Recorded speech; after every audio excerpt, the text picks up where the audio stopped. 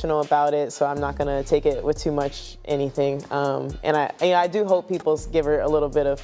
The tension in Arthur Ashe Stadium is electric.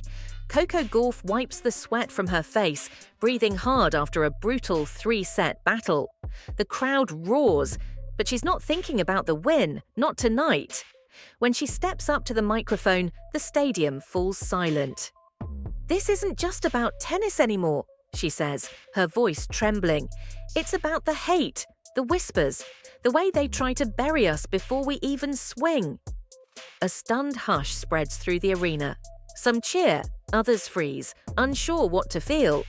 But everyone knows they've just witnessed something bigger than a match, a moment that will shake the sport to its core.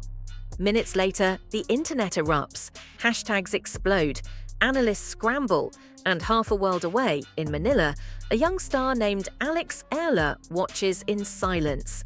Hours later, she goes live on Instagram. "Coco's right," she says. "They called me names, they mocked me, but we won't stay quiet anymore." That was the spark, the moment two rising stars lit a fire the WTA couldn't ignore. To understand how this fury erupted, you have to rewind to that US Open match, the night Coco Gauff's fight stopped being just about tennis. Coco's rise had been nothing short of extraordinary. A teenager with ice in her veins and power beyond her years, she'd battled through waves of pressure, expectations, and critics. But behind the smile and the sponsorship deals, something darker had been brewing. The murmurs about favoritism, the coded comments about attitude, the subtle ways the system seemed to favor others, until Coco's success became impossible to ignore. She had done everything right, worked hard, stayed humble, and built her name through sheer grit. But when her confidence started showing, when she dared to celebrate like her male counterparts, the backlash came fast. Words like arrogant, too loud, too emotional filled the headlines. And then came Alex EALA, the rising Filipina prodigy walking a similar road. Young, gifted, but constantly underestimated. During press conferences, she noticed the tone, the way journalists phrased questions differently, the disbelief when she beat top players. "They treated me like I was lucky to be there," she once said, "not like I earned it." When Coco spoke out, Alex saw herself reflected in every word. It wasn't about one match or one moment, it was about a pattern, one that had been quietly tolerated for too long. The movement began online. "Don't Silence Us" started trending within hours, spreading like wildfire through tennis Twitter, Reddit, and sports media. Clips of Gauff's speech hit millions of views. Fans flooded comment sections with support. But the response from officials and media figures revealed a deeper divide. Some praised the players for their courage. Others dismissed them as dramatic, saying racism doesn't exist in modern tennis. The debate turned ugly fast. Trolls swarmed their profiles, sponsors hesitated, and media outlets twisted their words into clickbait. But Gauff and EALA refused to back down. In interviews, Coco stayed calm but firm. "We're not asking for sympathy," she said. "We're asking for respect." Alex echoed her sentiment.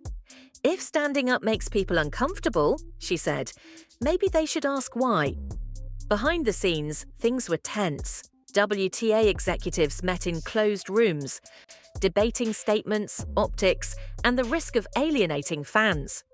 Some insiders wanted to act decisively, others wanted silence, to let the controversy fade. But silence was no longer an option. Players began quietly taking sides. Arina Sabalenka voiced her support, saying athletes should be free to speak their truth. Iga Świątek called it a wake-up call for everyone in tennis. But not everyone was on board. A few older legends criticized the movement, saying players should focus on the game. That comment alone reignited another storm. Through it all, Gauff remained composed. Her poise was part of her power, the calm fury that drew people in. "They told me to stay quiet when I was a kid," she said. "I stayed quiet long enough."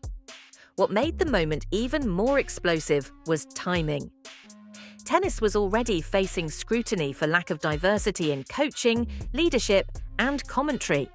Sponsors were being questioned for the faces they chose to promote. Suddenly, this wasn't just about two young stars, it was about the entire structure of the sport. Meanwhile, Alex EALA's following skyrocketed.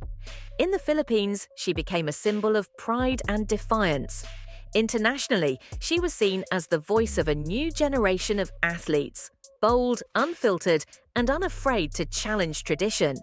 But the spotlight came with a price.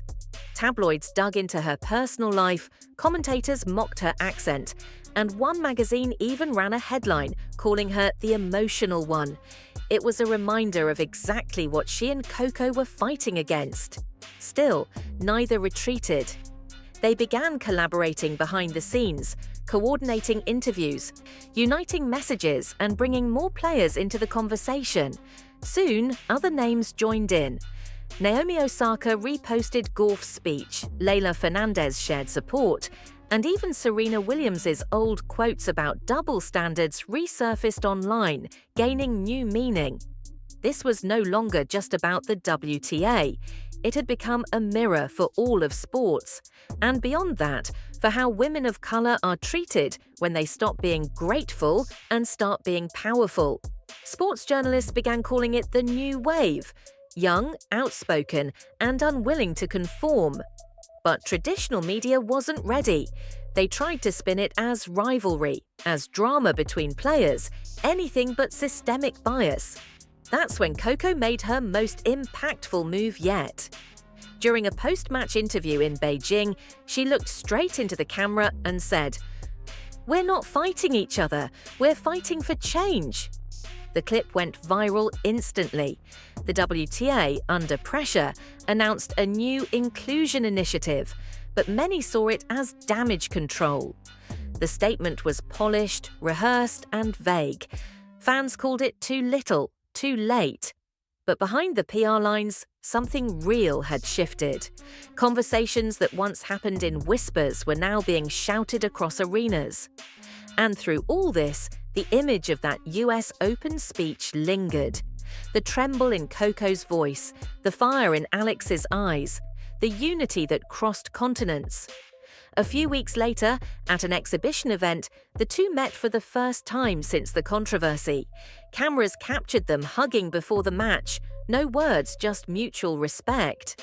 When the final point was played, they didn't celebrate separately. They stood side by side, raising their rackets to the crowd. It was symbolic, not of victory, but of solidarity. That image alone went viral again. Headlines read, "Not rivals, revolutionaries." Even the WTA couldn't ignore it anymore. Sponsorships started aligning with the movement. Young fans began painting signs that read, "Don't silence us at tournaments." And suddenly, tennis didn't look so traditional anymore. Behind closed doors, though, tensions persisted. Some sponsors worried about controversy. Some commentators subtly mocked the cause. But the players knew what they'd started, and they weren't stopping. Coco's next match drew record ratings. Alex's Instagram following tripled. And more importantly, the conversation about race, respect, and recognition in women's tennis refused to fade. The narrative had changed. Before, stories about young women of color in tennis were told for them. Now they were telling it themselves. And the world was listening.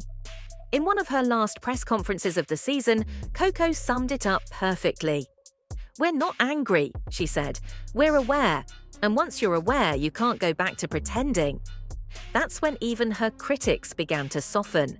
Not because the issue vanished, but because the truth had become undeniable. Alex EALA later posted a photo of herself training under the caption, "Still here, still swinging." It wasn't just a statement, it was a promise. Because what started as a spark between two players had grown into a storm that forced the tennis world to look in the mirror. And maybe, for the first time, it finally did.